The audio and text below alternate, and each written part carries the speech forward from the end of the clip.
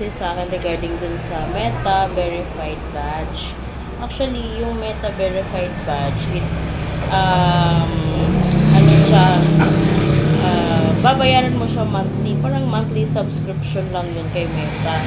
So, ano siya, bali yung ano niya, yung monthly mo is, hindi naman siya totally 39 or 29. Nasa 400 plus yata yung yung babayaran mo every month kay Meta para magkaroon ka lang ng blue badge.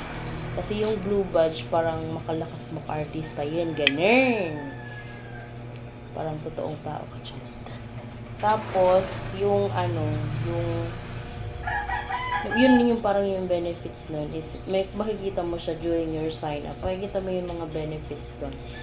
Ipapakita ko sa inyo mamaya yung lagay ko dyan. Kasi sa akin regarding dun sa Meta Verified Badge. Actually, yung Meta Verified Badge is ano siya, babayaran mo siya monthly. Parang monthly subscription lang yun kay Meta. So, ano siya, bali yung niya, yung monthly mo is, hindi naman siya totally 39 or 29. Nasa 400 plus yata yung yung babayaran mo every month kay Meta para magkaroon ka lang ng blue badge. Kasi yung blue badge parang makalakas artista yan, ganun. Parang totoong tao ka, charot. Tapos yung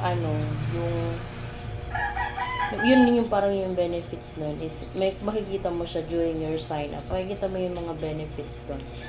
Ipapakita ko sa inyo mamaya yung lagay ko dyan.